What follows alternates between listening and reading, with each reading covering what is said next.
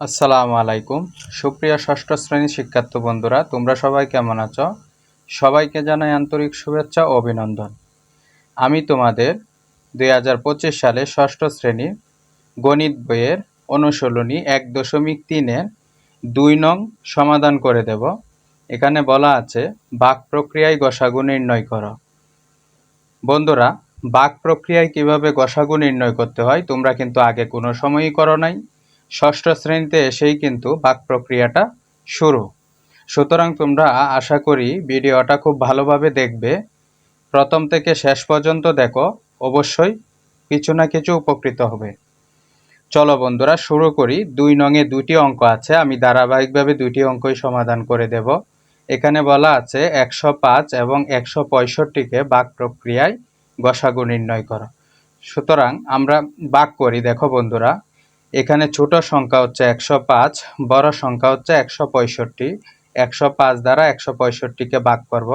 105 দ্বারা 165-কে একবার যাবে, তোমরা 2 বার গুণ করে দেখিও বড় সংখ্যা চলে আসবে। আমরা তো সাধারণ ভাগ যেভাবে করি সেই নিয়মটা জানি।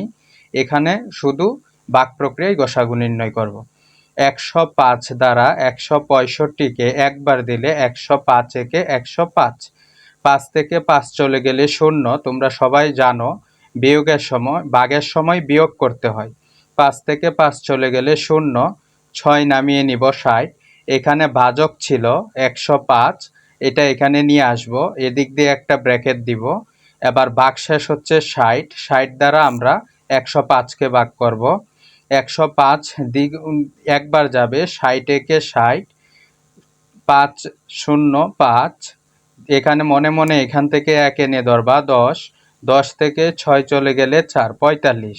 আমরা 60 আবার নিব, যতক্ষণ পর্যন্ত 0 না আসবে ততক্ষণ ভাগটা চলতে থাকবে। 45 একে 45, 10 থেকে 5 চলে গেলে 5, এখানে আছে 5, 1 দাঁড় নিলাম। 5 থেকে 4 চলে গেলে 1, এখানে হলো 15। 15 দ্বারা আমরা আবার 45-কে ভাগ করব।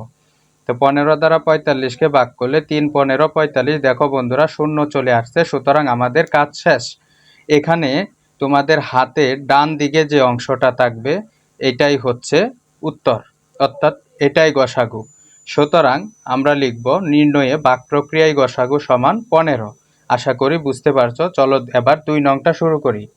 হ্যাঁ বন্ধুরা, 2 নংয়ে বলা আছে 385, 286, 418 এই 3টি সংখ্যাকে ভাগ প্রক্রিয়ায় গসাগু নির্ণয় করো।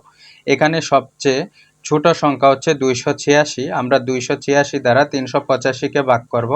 286 একবার যাবে, 286।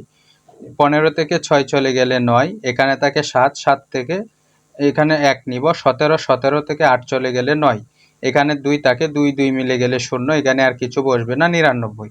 ভাজক 286-কে আমরা 99 দ্বারা আবার ভাগ করব। 99 দ্বিগুণে 198। ক্যালকুলেটারে তোমরা টাইপিং করলেই বুঝতে পারবা, তোমরা ষষ্ঠ শ্রেণীতে ক্যালকুলেটর ব্যবহার করতে পারবা।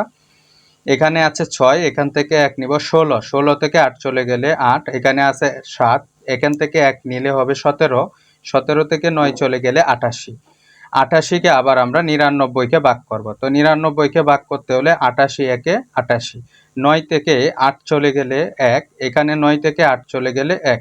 তো আমরা 11 দ্বারা যদি 88-কে ভাগ করি, 8 11 88, 0 চলে আসছে, অর্থাৎ আমরা গসাগু পেলাম 11। গসাগু কত? ডান পাশে 11। চলো বন্ধুরা এবার আমরা 418-কে ভাগ করি। আবার তোমরা আবার লিখবা, লিখে 11 দ্বারা আমরা গসাগু কত পেলাম? 11। 11 দ্বারা 418-কে ভাগ করতে হবে। 3 11 33। আমরা এখানে কয় ঘর নিব বন্ধুরা? 2 ঘর নিব। 1 ঘর নিলে ছোট হয়ে যাবে, 2 ঘর নিলে ঠিক আছে, 41। 11 3 11 33, এখান থেকে 1 নিব। 11। 11 থেকে 3 চলে গেলে 8, এখানে থাকে 3। 3 3 মিলে গেলে 0, ডানে 0 ব্যবহার করতে হবে না। এখানে আছে 8, নামিয়ে নিব। আবার 8 11 88 সমান 0। বন্ধুরা এটা হচ্ছে উত্তর। সুতরাং নির্ণয়ে ভাগ প্রক্রিয়ায় গসাগু হচ্ছে 11। এখানে সুতরাং নির্ণয়ে ভাগ প্রক্রিয়ায় গসাগু 11। আশা করি বুঝতে পারছো।